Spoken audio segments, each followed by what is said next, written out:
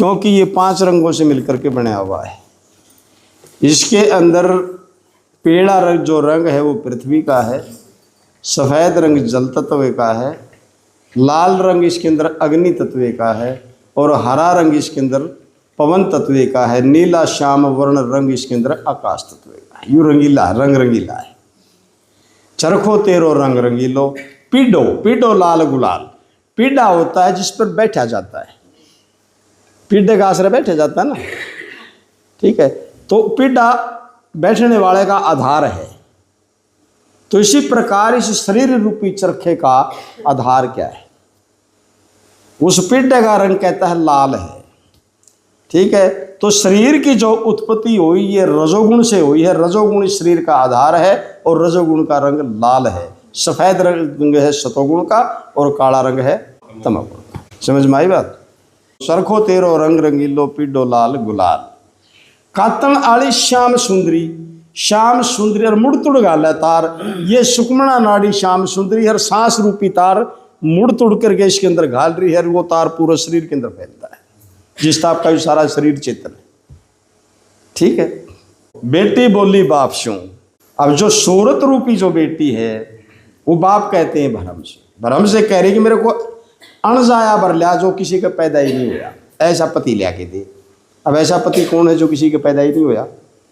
वो परमात्मा है, क्योंकि परमात्मा अणजाया है, वो किसी के जन्म नहीं लिया उसने, ठीक है। कि मुझे परमात्मा चाहिए और जे वो ना मिला तो तेरा मेरा ब्याह, ब्याह का अर्थ तेरा मेरा बिछोड़ा होगा, मैं तेरे साथ नहीं रह सकती। चरखा रो वेद बता दे मैंने कातन वाली लाल। देवरानी घर मान डोरा चो, जेठानी गर्भा। देवरानी है नाभि, मांडा नाभि पर रचा जाता है और ब्याह होता है त्रिकुटी पर, जहाँ सुमरण करते समय ध्यान लगाया जाता है।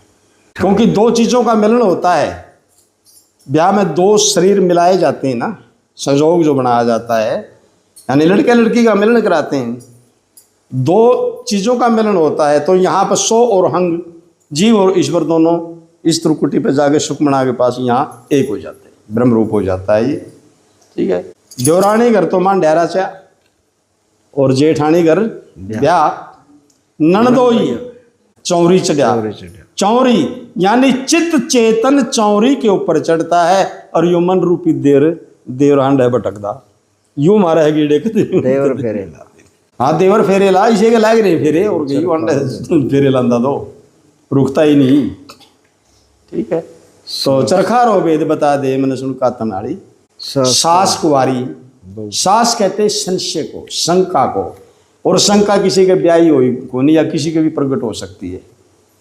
कुवारी है सास कुवारी, बहू पेट में, और इस संशय के गर्भ के अंदर ये सुरता रूपी बहू है, ठीक है। क्योंकि संशय से ग्रसित है ये सुरता। सास कुवारी बहू पेट में, ननद पंजीरी खा, तृष्णा रूपी ननद है।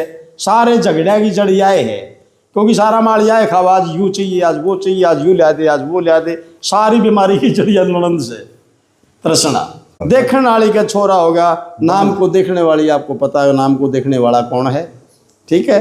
और बांझ खिलावन जा, उसको जो है बांझ खिला रही है जिसका कुछ पैदा ही नहीं हुआ, ठीक है। तो वो माया रूपी ये बांझ है, ठीक है, जो इस अणजाए पूत को खिला रही है। क्योंकि ये जीव रूपी पुत्र जो है ना, जो है ये माया खिलाने लग रही है। ऊंचे टिल्ले हड़िया चल है।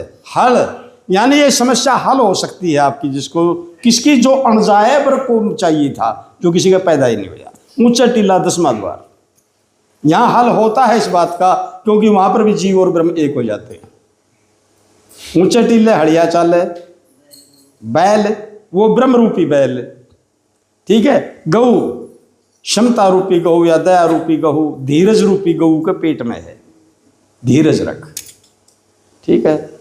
आड़ी झूले पालना है, जीव तो इस पालन में घूम रहे, झूलन ला ही रहा है। अरिया सुरता रूपी रोटी अरिया खेता मांडे रोटी ले धक्के लांदी। कहने का मतलब नाना प्रकार का पदार्थ बना करके या रूके मर्दी मंदिरों में फिरती है। वो घर में ला ही रहा झूलन, या बार टोती फिर रही है। आड़ी तो झूले पालना ही, यानी घर में गल रहा था पालना, तो सांस रूपी पालना में झूल रहा है वो तो। और या रोटियारी या बार टक्कर मारती फिर रोटियारी जाली खेत चरखा रो वेद बता दे मैंने सुन कातनाड़ी।